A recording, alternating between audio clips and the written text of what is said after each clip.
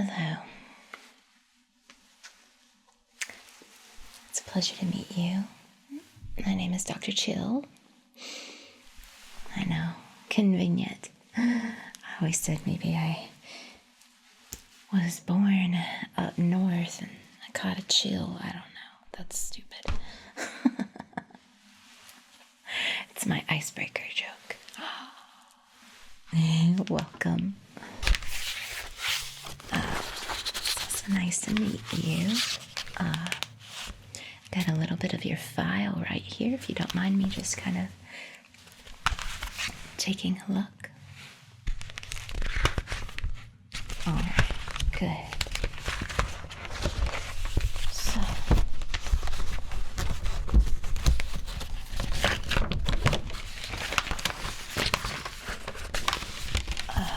it's a beautiful day out, isn't it? Let's see.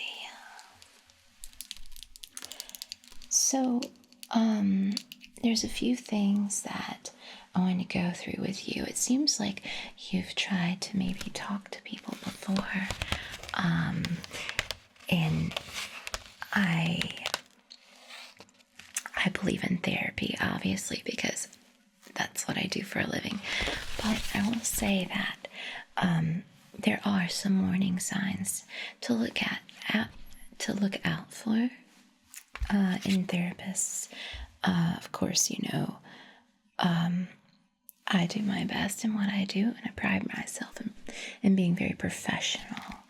But it sounds like in your previous relationship with your previous therapist, there was a breach, a confidentiality breach. Is that correct? So you're not supposed to have any kind of confidentiality breach, unless, of course, you did something illegal. So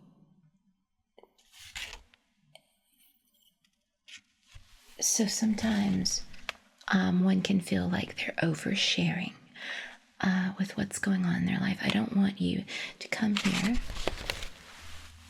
and feel like you're oversharing. I want you to feel like you're telling me just enough to try to understand the situations around you, because I think that's oftentimes what happens when people do come to therapy. It's all about understanding the world around you, because I feel, my personal opinion, we just kind of tend to get overwhelmed and bombarded by what's going on.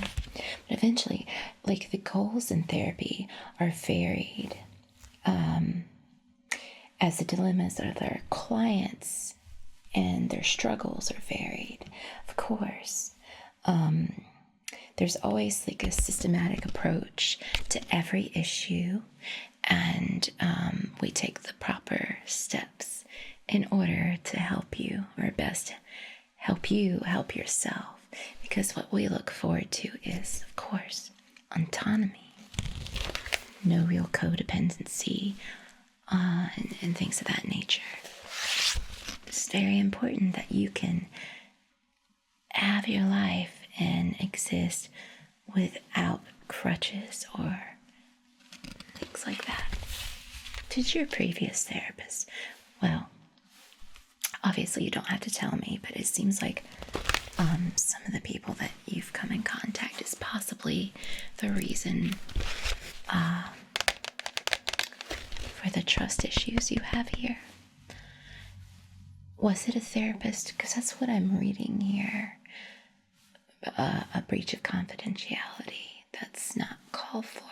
It's very sad, and I'm sad for you that you had to go through that. Privacy is so important, When someone breaches your privacy, it's a breach of trust, and it can really change your perspective on life and how to adapt in situations. No, it wasn't a therapist. Oh, Well, I'm glad. Thank you for the clarity there. I'm glad. Thank you for the clarity. It was your mom. Oh, okay. Oh, okay. Well, I just got that a little confused. You see, whenever you do the entrance forms for me, that's not what I was. Well, it's okay. These things can be confusing. The check marks can be confusing, especially if you're, overwhelmed or struggling. Okay, so can I ask you, what is it that brings you here today? And I'm happy to have you. Okay. So closure is one of the things we'll have to work on. Cognition, meaning, power, self-esteem, and achievement. And we'll get to all of that. Okay, so since you were talking about how you spoke with your mom, so the difference between therapy and then speaking with other people is the questions that I ask versus what your mom would ask. And then, of course, therapist has no prejudgment. There's no judgment in our conversation. And, of course, everything that you tell me does not go out these doors. But, so you are experiencing what exactly? And I need to know what led you to want to be here with me today to discuss what's going on. And how do you think I could help you with this?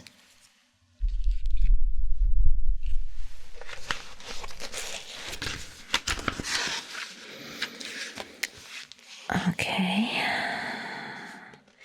Closure. Okay. So, you're hyper focused on some things and can't move on. Okay. And there's a multitude of obligations that are overwhelming. Understood. Obligations can be terribly overwhelming. So, when you get overwhelmed, what is it exactly that triggers these feelings of being overwhelmed? Can you pinpoint that exactly? Or is that a struggle? Okay. So, when we can figure out our triggers and the things that make us more anxious, we can learn coping mechanisms to try to handle things a little better. And how is it your anxiety level from a 1 to a 10 when that happens? Okay.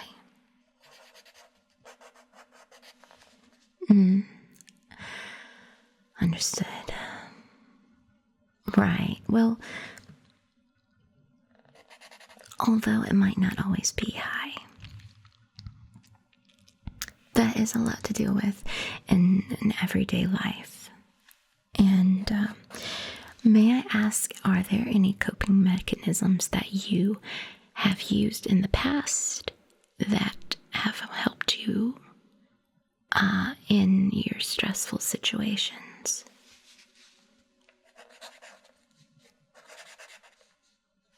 Right, okay. Okay, so we're gonna look at some coping mechanisms that I don't want you to become codependent on, because I need for you to be able to Well, not I don't need this, but you need to be able to get through this smoothly in a healthy manner. All right. I'm not really getting a clear instance on exactly what it is that triggers you. I don't know if you just don't want to tell me, and that's okay if you're not ready to tell me. But I might have some helpful insight.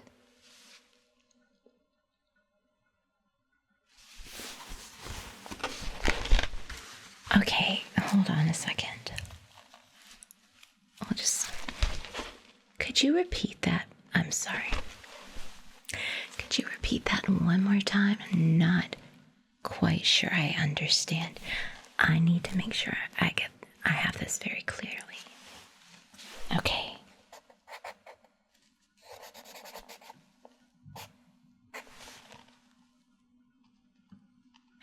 Right. No, I'm not looking at you weird. I'm just trying to find the words to articulate this.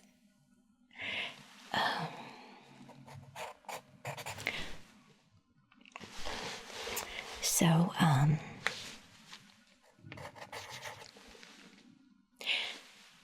you're in love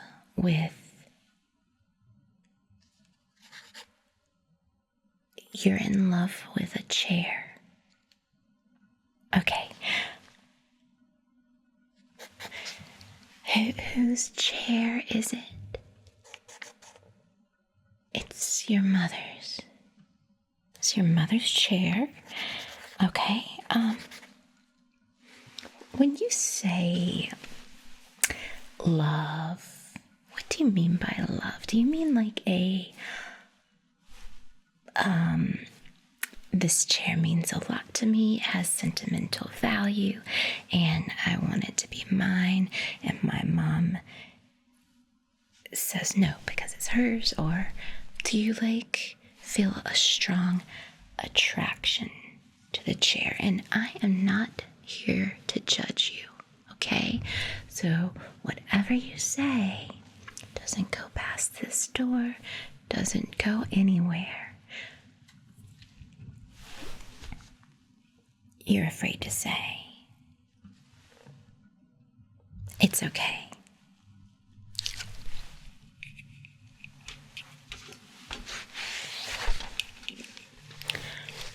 Look at me. Look at my eyes. It's okay. And this is what I'm going to tell you right now. You might think that whatever it is that you're feeling right now is unusual,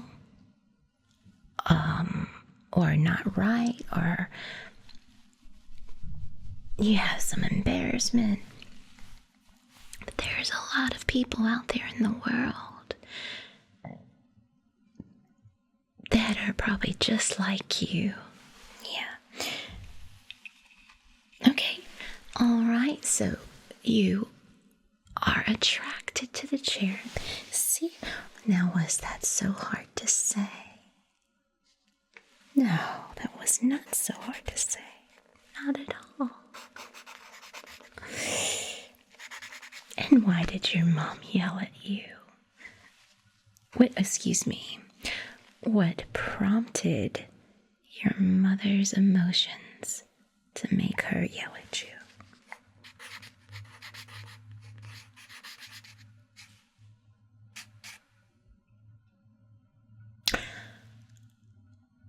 Well,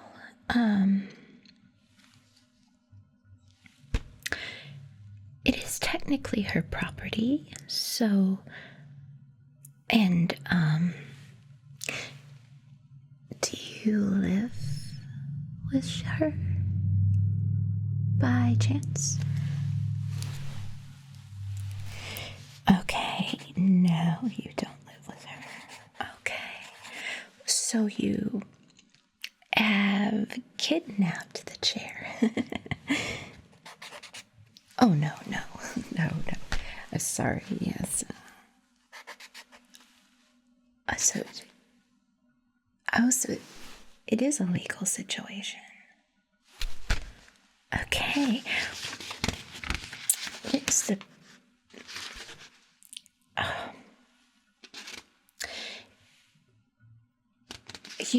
the chair has a name, okay? Cherry. That is a very fitting name for a chair. I mean, yes. Yes, I would definitely like a name like that. It's almost like Sherry, but Cherry. That's very thoughtful. You're a very thoughtful person. Yes, you are. But stealing one's property is illegal, even if it is your mother's. So I would say that's a risky action. Do you often do risky things like this?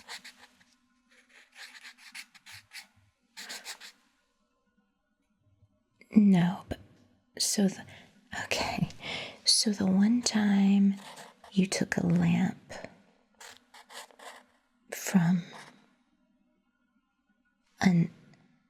okay, but the lamp was left outside. Right, okay, so it was left outside. I see the anger you have. You're very angry that someone just discarded this beautiful work of art. So do you view furniture as art, or do you think of it as more of a physical thing? You liked the way you could turn it on. Okay, may I ask? I don't want you to view me as unprofessional here, but what is it, if I can ask, that made turning the lamp on so special? Because it sounds like it was a very exciting experience, more so than my personal relationships. Oh, I had one of those pull string lamps with the beads, the little beads and the tassel at the end. I love those. I know. That's really cool. You like the way it went out of the... Oh.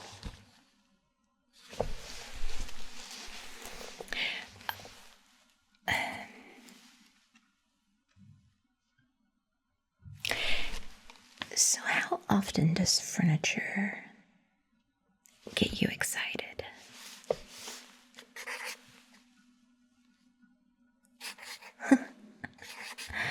Oh. Okay. That's a start.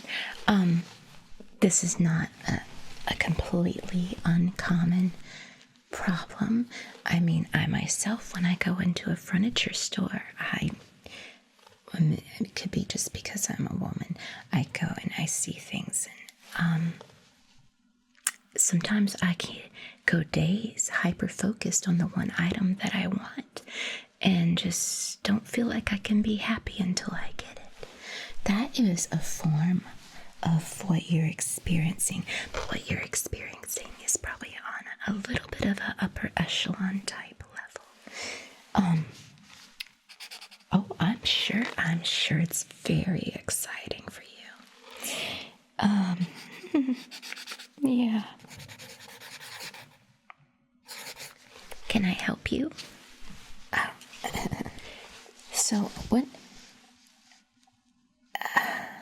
I can help you with some coping mechanisms, absolutely, for sure. But as far as the legal aspects go, because you want me to essentially say that you're allowed to have this chair. But yet the chair is not yours, but you want me to say it because I'm a licensed psychologist. Is that correct? Right.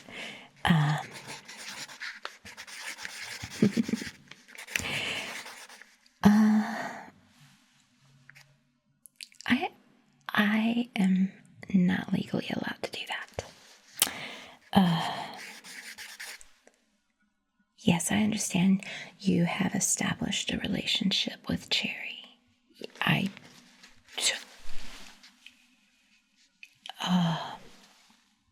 Wow. You've established a relationship with Cherry. Unfortunately, it was a secret relationship that your mom didn't know about and apparently does not approve of, especially after the late night episode you just told me about. How about let's do this? Let's switch topics just for a little while. And I'll see how long it takes for you to come back to the topic of Cherry. What I would like to discuss right now is your relationship with your mother. Can we do that? Okay. All right. When was the very first time that you and your mother went furniture shopping?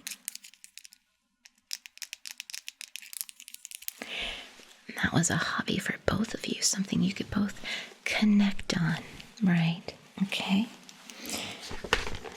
And do you often go to thrift stores looking for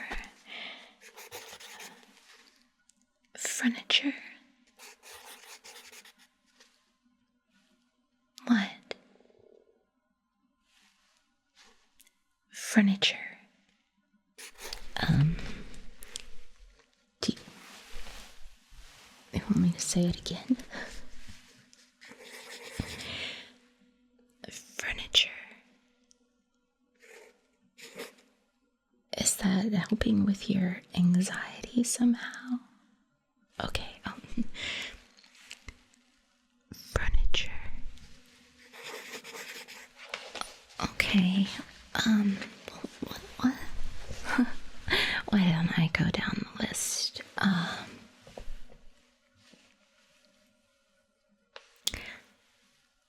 I'll start with some simple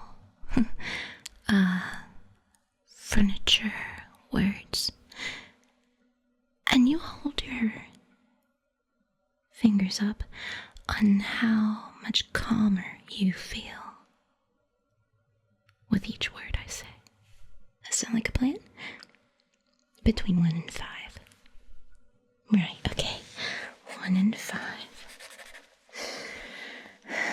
Okay. Let me think. Coffee table. I know, they're so convenient.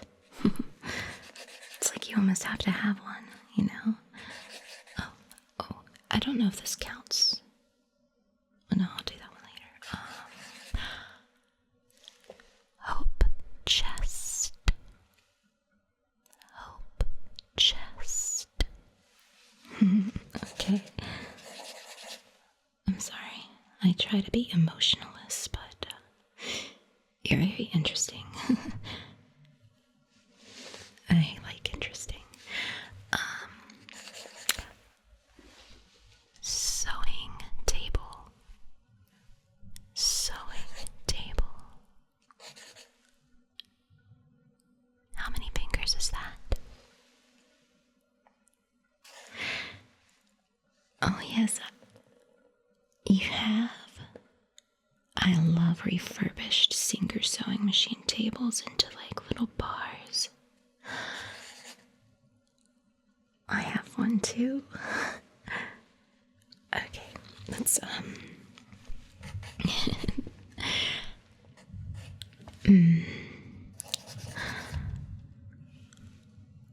Nightstand. Nightstand. Say it again.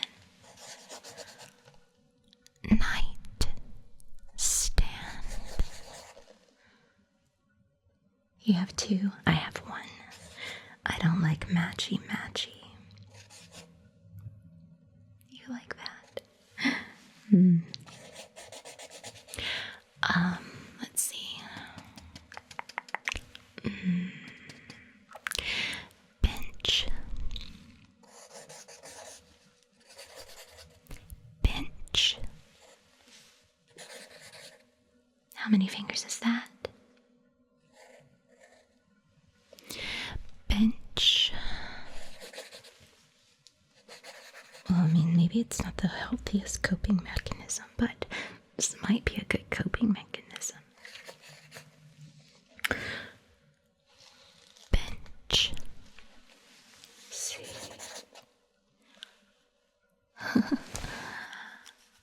Okay,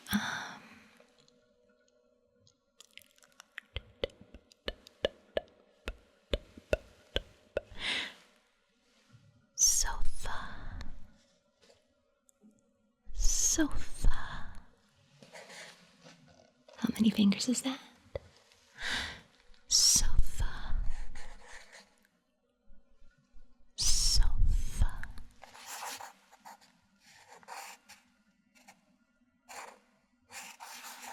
Okay.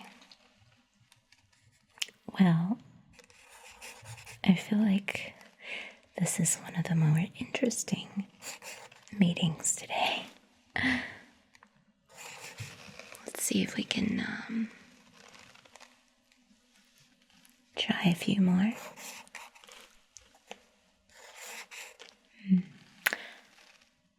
Are you ready? Yeah. You look like you're ready. Okay. Love seat. Love seat.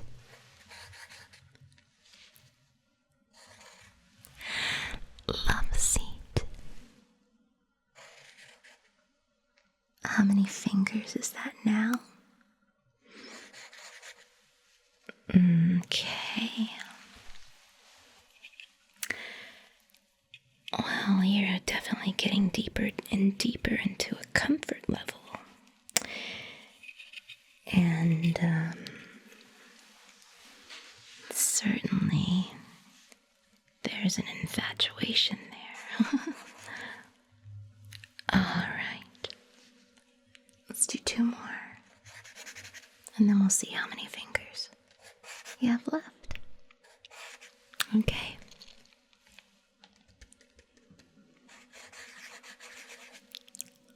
Light. Light. Light switch. Light switch. That's a pretty solid amount of fingers you're holding up. Last one. Cherry. Chair. Sorry. Chair.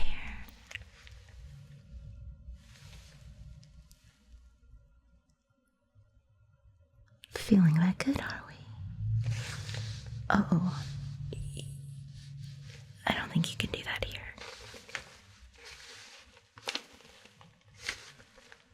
Let me go make sure the door is locked. And then we can explore this a little further.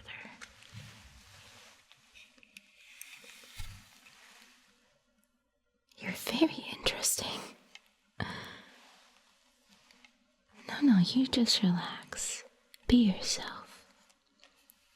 Don't even worry about me being here. Pretend like I'm not even here. It's just you and furniture and chairs. Lots and lots of chairs.